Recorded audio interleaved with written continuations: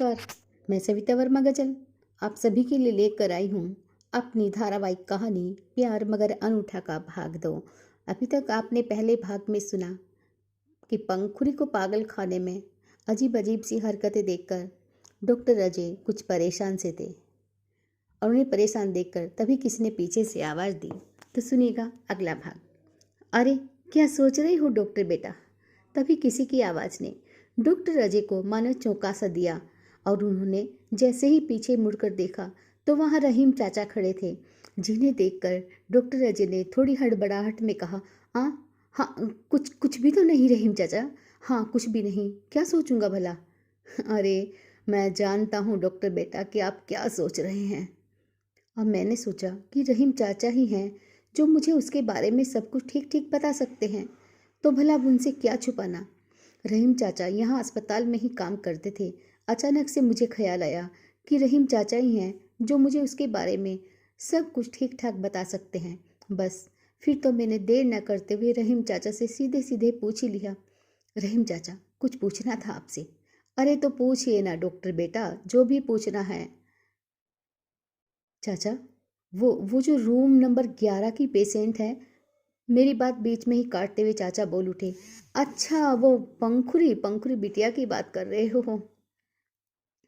कहकर चाचा के चेहरे पर एक गहन उदासी सी छा गई और मैं बस चुपचाप उनके बोलने की प्रतीक्षा करता रहा। रहीम चाचा मुझे डॉक्टर बेटा ही कहते थे हमेशा, कभी उन्होंने मेरा नाम तक नहीं लिया। बहुत ही सच्चे अच्छे व मेहनती इंसान है रहीम चाचा। कहकर रहीम चाचा के चेहरे पर एक उदासी छा गई। कुछ देर बाद मैंने ही चुप्पी तोड़ते हुए कहा, हाँ चाचा वही पगली। वो पगली नहीं थी बेटा। हाँ वो पगली नहीं थी, वो तो बेचारी हालात की मारी है। सॉरी चाचा, मेरा मतलब पंखुड़ी से ही है। कितना प्यारा नाम है ना चाचा, लेकिन लेकिन ये यहाँ और इस हालत में यहाँ कैसे आई पंखुड़ी? क्या आप जानते हैं? सब जानता हूँ बेटा, सब जानता हूँ। कहकर रहीम चाचा की आवाज़ भर आ गई और उनकी आंखों से आंसू बहने लगे। मुझे लगा कि मैंने कुछ गलत कह दिया हो जिसे चाचा को दुख पहुंचा हो। तो तो बताइए ना चाचा, इसकी ऐसी हालत क्यों हुई?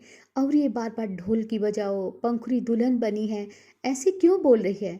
देखो पंखुड़ी के हाथ में मेहंदी लगी है, वगैरह वगैरह। कुछ देर चुप रहने के बाद रहीम चाचा मुझे कल सारी बातें बताने को कहकर वहाँ से चल दिए। मैं भी अपने क्लिनिक पर आकर बैठ गया, परंतु परंतु मेरे मन में अब बेचैनी बढ़ सी गई थी और मैं शाम होते ही पास के रेस्टोरेंट में चला गया और वहाँ खाना खा पी कर ही अपने फ्लैट पर वापस आकर सोने का प्रयास करने लगा। किंतु किंतु मेरी आंखों के सामने उसकी मासूम और प्यारी सी सूरत बार बार आती रही थी। वो उसकी आंखों का खालीपन, वो वीरानगी और वो उसके दिल को झकझोर देने वाली उसकी बातें मेरे कानों को चीरती सी दिख रही थी। लाख कोशिशों के बाद भी जब मुझे नींद नहीं आई तो मैं उठकर सुरेखा की तस्वीर के आगे जाकर बैठ गया। और तो मित्रों, ये था मेरी कहानी अनूठा प्यार मगर अनूठा का भाग 2। आपको कैसा लगा कृपया कमेंट बॉक्स में कमेंट करके अवश्य बतलाइएगा और शीघ्र ही लेकर आती हूँ कहानी का भाग 3। तब तक के लिए नमस्कार।